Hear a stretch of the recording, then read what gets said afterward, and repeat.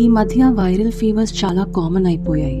ప్రత్యేకంగా స్కూల్కి వెళ్లే పిల్లల్లో తరచూ వైరల్ ఫీవర్స్, కోల్డ్, కాఫ్ వస్తుంటాయి. దీనికి హోమియోపతిలో మెడిసిన్స్ ఏమైనా ఉంటాయా? డాక్టర్ గారి మాటల్లోనే వినేద్దాం. ఈ రాబోయే వైరస్ వాళ్ళకి అటాక్ చేయకుండా దీంట్లో ప్రివెన్షన్ మెడిసిన్ లాస్ట్ టైం మీ దగ్గర నేను కరోనాకు ముందు తీసుకున్నా. దానివల్ల నేను చాలా వరకు సేవ్ అయ్యా చెప్పాలంటే. మా ఫ్యామిలీ మొత్తం ఎటువంటి దాంట్లో పడకుండా, ఫస్ట్ దీంట్లో పడకుండా సెకండ్ దాంట్లోకి పడ్డా వెంటనే మనం బయటకు పడగలిగాం. ఆల్రెడీ మేము మా దగ్గర ఉన్నప్పుడు ఒక పర్సన్ 3 months తీసుకుంటే వాళ్ళకి ఆల్ పర్పస్ అని ఒక మెడిసిన్ సెలెక్ట్ చేస్తాం.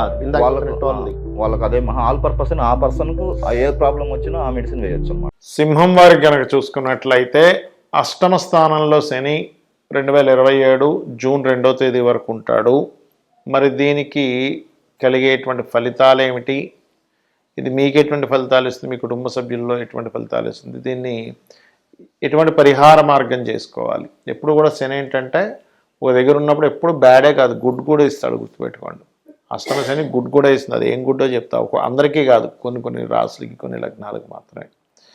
అయితే ఈ యొక్క అంశాలు చెప్తుంది నేనైనప్పటికీ కూడా చెప్పిస్తుంది సాక్షాత్ లలిత అమ్మవారిగా భావిస్తూ,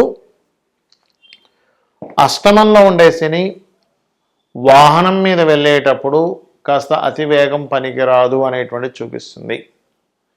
అదేవిధంగా ధన సంబంధించినటువంటి విషయాల్లో అనుకూలతను ఇస్తాడు. ఇక్కడ ధనపరమైనటువంటి విషయాల్లో మంచి అనుకూలత, మరియు అదేవిధంగా గమనించినట్లయితే ధనపరమైనటువంటి అనుకూలత, అలాగే చూసుకున్నట్లయితే అష్టమ శని ఉన్నప్పుడు ముఖ్యంగా తాతగారి ఆస్తికి సంబంధించినటువంటి విషయాలలో తొందరపాటు నిర్ణయాలు ఎట్టి పరిస్థితుల్లో పనికిరావు. ఇది చాలా స్పష్టంగా గోచరిస్తుంది, గుర్తుపెట్టుకోండి. అదేవిధంగా మరొక విషయం ఏంటంటే, ఈ కర్కాటకం వారికి సింహం వారికి లగ్నంలో కేతు కూడా ఉన్నాడు కాబట్టి కొంచెం ఏదో తెలియని ఒక విరక్తి, వైరాగ్యము ఇలాంటివి కాస్త అధికంగా ఉంటూ ఉంటాయి చెప్పాలంటే. మరియు మరొక విషయం ఏంటంటే, ఈ యొక్క శని 2లో ఉన్నందుకు, 2వ స్థానాన్ని చూస్తున్నందుకు, అంటే 2లో ఉండేటువంటి 2 ధనస్థానాన్ని శని వీక్షణ ఉన్నాడు కాబట్టి 6వ అధిపతి ఎప్పుడైనా అష్టమంలో ఉండే 2వ స్థానాన్ని చూసినప్పుడు ఉద్యోగ సంబంధించిన రీత్యా, ఇతర మార్గాల రీత్యా ధనయోగాన్ని కూడా ఇస్తాడు. కాకపోతే తెలియని ఒక విరక్తి, వైరాగ్యం లాంటివి ఇస్తూ ఉంటాడు. కాకపోతే ఇక్కడ ఈ సంతానానికి కూడా కాస్త చదువు మీద ఇంట్రెస్ట్ అనేది కొంచెం తగ్గుతూ ఉంటుంది. కాకపోతే ఎప్పుడైనా సరే సింహం వారికి ప్రత్యేకంగా జీవిత భాగస్వామి, వాళ్ళ యొక్క జీవిత భాగస్వామి ఏదైనా ఇన్వెస్ట్మెంట్స్ని, మనీ ఇన్వెస్ట్మెంట్ చేసేటప్పుడు కాస్త జాగ్రత్తగా ఉండాలనేటువంటి చూపిస్తుంది. అయితే కొన్ని అగ్రిమెంట్స్, కొన్ని పనులు ప్రారంభించడానికి చాలా అనుకూలంగా ఉంటుంది చెప్పాలంటే. అదేవిధంగా అష్టమంలో ఉండేటువంటి శని భగవానుడు గుర్తుపెట్టుకోండి, మీకు ఖచ్చితంగా ఉద్యోగ అవకాశాలను ఇస్తాడు. మార్పులు ఇస్తాడేమో కానీ ఉద్యోగ అవకాశాలు, కొత్త ఉద్యోగ అవకాశాలు ఇస్తాడనే విషయాన్ని పూర్తిగా మీరు అర్థం చేసుకోండి. ఎందుకంటే ఇది శాస్త్రంలో ఈ రకంగా చెప్పబడింది.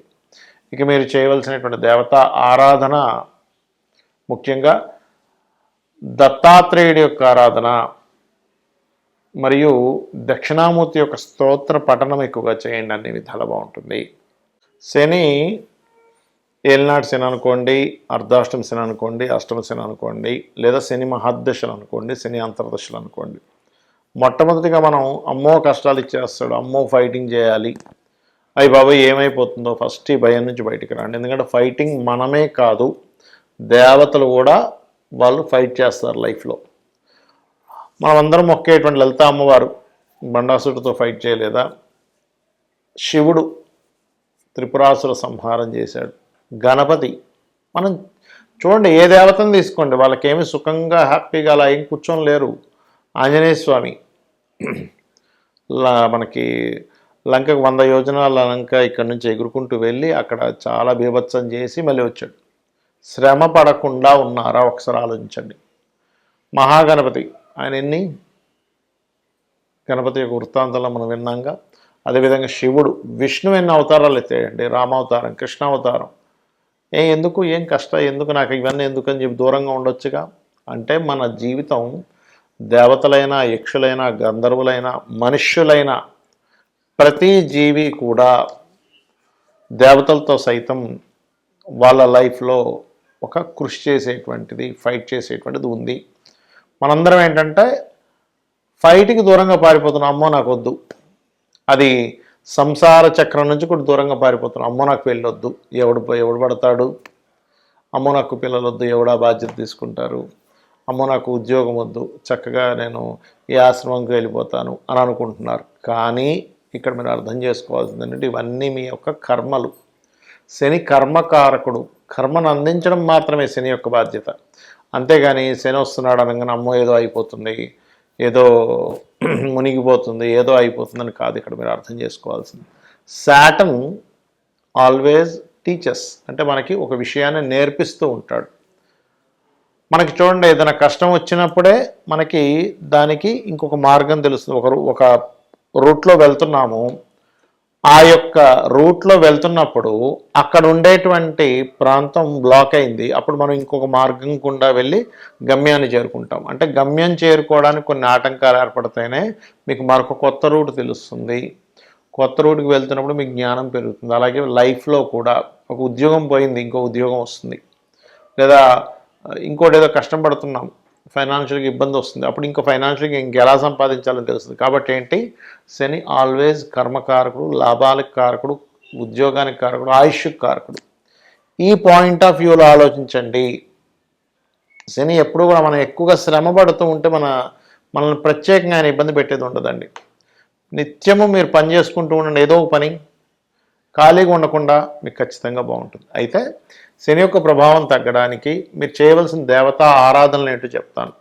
మీకు దగ్గరలో ఆంజనేయ స్వామి కానీ, గణపతి కానీ, లక్ష్మీనరసింహస్వామి కానీ, స్కందుడు కానీ, శక్తి ఆలయం, అమ్మవారి ఆలయాలు ఏమున్నా రోజు ఒక్కసారి వెళ్ళడం మీరు ప్రాక్టీస్ చేయండి. అంటే మీరు రోజు ఒక్కసారిని వెళ్ళేసి అక్కడ ప్రదక్షిణం చేసుకొని చక్కగా అక్కడ కూర్చొని ఒక కాసేపు రాండి, మీరే చూస్తారు దాని ప్రభావం. ఎందుకంటే మన చుట్టూ ఉండే ఆరాతో సంబంధం ఉంటుంది గ్రహ ప్రభావాలు. ఎప్పుడైతే మనం ఒక పాజిటివ్ ఆరాలోకి ఎంటర్ అయ్యామో నెగటివ్ ట్రిగరింగ్ అనేది తగ్గిపోతుంది. పాజిటివ్ ట్రిగర్ అంటే మనకి ఏమంటే ఒక్కసారిగా గుడికి వెళ్తే అన్ని కష్టాలు పోతాయో కాదు, మీరు ఎలా హ్యాండిల్ చేయాలి, మీ మనసు, మీ ఆలోచనలు అన్నీ కూడా క్లియర్ అవుతాయి, గుర్తుపెట్టుకోండి. అలాగే మరొక విషయం ఏంటంటే దీంతోపాటు మీకు దగ్గరలో గోశాలలు ఉంటే గోశాలకు వెళ్తూ ఉండండి. గోశాలలకు వెళ్ళే గోవుల యొక్క ఎనర్జీ కూడా కంప్లీట్ పాజిటివ్ ఎనర్జీ, గుర్తుపెట్టుకోండి. అదేవిధంగా దీంతోపాటు మీరు కొంచెం ఏమవుతుంటుందంటే ఏలినాడు శని, అర్ధాష్టమి శని, అష్టమ శని, శని దశలో ఉన్నప్పుడు మనిషికి తెలియకుండానే ఒక బద్ధకము, ఒక లేజినెస్, ఒక పోస్ట్పోన్ చేయాలనే తత్వం ఇస్తూ ఉంటుంది. కాబట్టి ఒక టబ్లో వాటర్ తీసుకొని అందులో గోరువెచ్చని నీళ్ళు తీసుకొని అందులో కాస్త కల్లుప్పు వేసి అందులో కాళ్ళు పెట్టి అట్లా కూర్చోండి కాసేపు. అది మరీ వేడి కాళ్ళు కాలిపోయే అంటే కాదు, గోరువెచ్చని నీళ్ళు.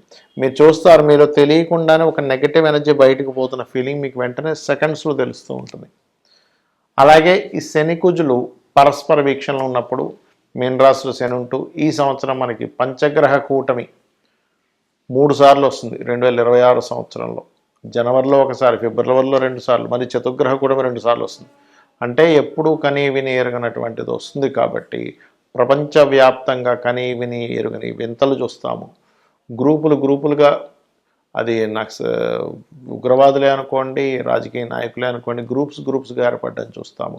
గ్రూప్స్గా ఏర్పడి జయాలని వాళ్ళు జయం పొందడం అనేటువంటి చూస్తాం. వైరస్లు చూస్తాం. అదేవిధంగా అగ్ని ప్రమాదాలు, యాక్సిడెంట్లు, అటాక్లు, ఇట్లాంటివన్నీ ఉన్నాయి. కాబట్టి మీరు ఇంటి నుంచి బయలుదేరేటప్పుడు ఎక్కువగా గుంపులు ఉండే ప్రదేశాలు ఎక్కువ తిరక్కండి. ఇంటి నుంచి బయలుదేరేటప్పుడు ప్రధానంగా మీరు, ఎందుకంటే ఇది 1 సంవత్సరంన్నర పాటు ఉంటుంది కాబట్టి మీ ఇష్టదైవాన్ని తలుచుకొని బయలుదేరండి. అమ్మవారు మిమ్మల్ని రక్షించి తీరుతుంది. అదేవిధంగా గోశాలకు వెళ్ళి గోవులకి బెల్లము, క్యారెట్స్ తినిపిస్తూ ఉండండి. చండీ పారాయణం చేయండి, చండీ వినండి. అన్ని విధాలా మీకు బాగుంటుంది. శ్రీమాత్రే నమః.